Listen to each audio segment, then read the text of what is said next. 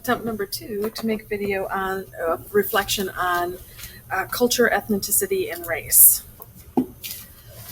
So we've been asked to address the following questions, and here are some of my thoughts on these. The first question asked about social identity and how it impacts me, my students, and my school. For myself, day to day, I feel like it doesn't affect me super lot. I live in the land of extremely low cultural diversity. Um, there's only 2 black people in the town that I live in. It's a town of 150 people, and those 2 people are my children. So, um, what I see day in and day out is that my kids are probably at the front of my exposure to people of any different skin tone on my own for the most part. But I don't see that they have a lot of struggles in school or as far as they're treated. Hobson was discussed in her um, TED talk that she um, went to a birthday party when she was a child, and that her mom didn't ask her how the party went. She asked her how she was treated, and most of the discussion was on being color brave and how we should talk about these topics. And with my own children, I find we don't talk about it a lot, and maybe we should. But my kids seem to be superstars at school. They're both the only students in their class that are black, and in their school there's about 300 students, and they are 2. So there isn't a lot of discussion about their background. As far as students go, last year I had 3 students that were Hispanic and 1 student that was Filipino. I attempted to bring in discussions that might be color bold, not realizing that that was a thing, but I really do feel that the things that their culture is important to, and can bring just the differences between people, bring great value to the classroom. And I loved having them share when we had discussions and such that brought up how things can be culturally different. It doesn't happen a lot in the science room, but sometimes it does. So the other question was, or the other part of it was about school. And I feel like it ties back into Hobson again, as there's not a lot of color bravery at our school. There's just not a lot of color at our school. There's 5 black students, 15 Hispanic students, 3 Asian students, and 3 mixed race students, and then a whole 269 white students, which is per the Illinois school report card. I guess we don't address race as much as we should. Typically what I see is that we address a lot of the discrepancies in our kids come based on social economic status and not based on ethnicity, but it sure would be great if we use more of their differences to benefit us all in class, and if we could be color brave and just learn more about each other and understand more about each other. The second question was what assumptions do we make about people from different races, ethnicities, and cultures? Um, I think that we make lots of assumptions every day, and I'm not sure where we learn them all. I know a little bit of it we learn from home. People in general seem to be fairly fearful about meeting people who look just like them, much less, and people who do the same things they do, much less people who they aren't familiar with and don't look like. So I know that recently I was talking to a young lady, and I tend to be a little judgmental educationally, and it's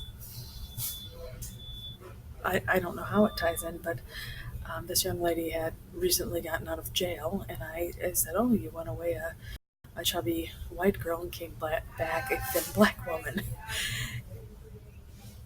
And then I said, "You sound very uneducated," but I didn't mean it. I didn't intentionally mean to say something that was negative towards black people. It just my own assumptions of people in jail when she comes back talking in a way that is not how she originally talked, threw me that direction. So, but I think that we all make assumptions. I know I've been asked a lot of times, oh, where did you get your kids from Chicago? And it's like, yeah, because that's the epicenter of the planet Earth for Black people. Um, and I say, no, they're from a town 20 minutes down the road, but that's just what assumptions we make. Um, I know my dad had a lot of assumptions about Black people because he, grew up in the South and what in the 40s, 50s, and 60s, and yeah, frankly, he was a big racist. He had lots of good points, but that's not one of them. My mother's convinced that the Mexican people are trying to take all the jobs away from everyone. To right now, today, I'm sure she's probably somewhere talking about that at this exact second. I've seen a lot of stuff in social media about how the Muslims are going to kill us, um, how gay people are going to recruit us, how poor people are going to rob us, you know, bikers may just kill you, and they're all drug runners. And then, I mean, even some that are, good way assumptions that we make, but like old people, they're wise, and young people are dumb. So we just tend to, I think, as people, it seems to be natural. We just need to be more sensitive about it and think about what we're saying and really look at the individual and not look at everybody as in a group. The next question was, why is the dichotomy where some students achieve and some do not? I truly believe that's just based on a system that is broken, and until we get together and we want to make differences and change things, it's going to stay that way. It's hard. Um, Teaching is slow coming in changes because we're all comfortable with the way we do it. I know I have changed. This is only my fourth year teaching this coming year, and I know that there are people that want to make changes, but a lot of times they're quiet beneath the people who do not want to make changes at any point in time. So, and I think that all is based on fear, and honestly, I think a little bit of laziness. They don't want to change. It works. It works just the way it is, and they're very focused on addressing the needs of the kids that are at the, top 20%. Oh yeah, they're great kids. They're gonna go to college, and then they look at some of the lower kids and they go, why bother? They're not going anywhere anyway, and that frustrates me. I personally feel trapped by the concept of tenure. I feel like I have a lot of valuable ideas, and I'm growing a lot, and I really want to help all kids. But tenure keeps me from saying much because I want to keep my job. I like it, and I don't want to shake anything up and not have that job. So next year we have new administration. I'm really hoping that we can make some differences with the new administration. The next question, why is it important to develop equity in the classroom? Well, everybody becomes more successful when we bring up everyone. If you think about it, if the lower percentages end up on welfare, well, where's welfare come from? Well, it comes out of my pocket, and it comes out of everybody's pocket around me. The better education they get, the more we can, break down that, less goes to welfare. Just like Sitchell Bacon stated, putting the have-nots before the haves. In our school, that's the biggest disparity. We have a lot of haves, and the haves are addressed all the time. We jump through hoops for the athletes and the academics. We make the universe wonderful for them, but we really, there's a whole big group of students that we're like, just, everyone's like, get them through, just pass it, help. I think that if we really looked at this, we could help out these students, and a lot of it I see is based on this social economic status. Our school policy is that all students must succeed, and all means all. Over the last couple of weeks, I really am getting a good feel for what all means. And I see some great visions for the future of how all can mean all, and hopefully we can make some differences in seeing this. Abington School, where Sitchell and Bacon really made some big differences there along with their team in detracting the school and making things a better environment for all. I think is really helpful and very insightful. So the last question was, how will this perspective affect what I teach? How will I teach it?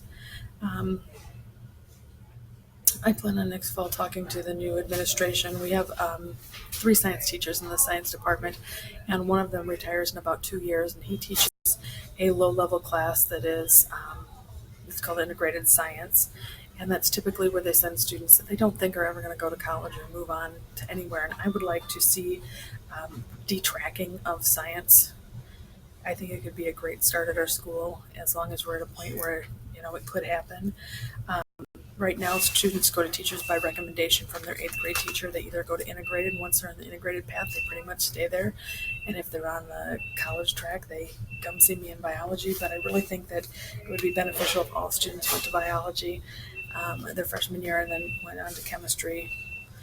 Planning for all of them to go to college. And then I'd love to see some working in some maybe schedule changes that could allow students that are struggling in the classes to have the extra help they need to keep them with everybody else. I really think it would be beneficial. So my plan would be, like in my classroom, how would I teach it? Right now, I'm using the Next Generation Science Standards, the Illinois State Science Standards.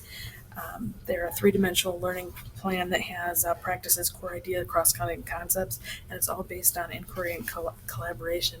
I plan on moving forward with this, and I think that it would be beneficial that all students get to experience it instead of just the students that are going on to college. Thanks.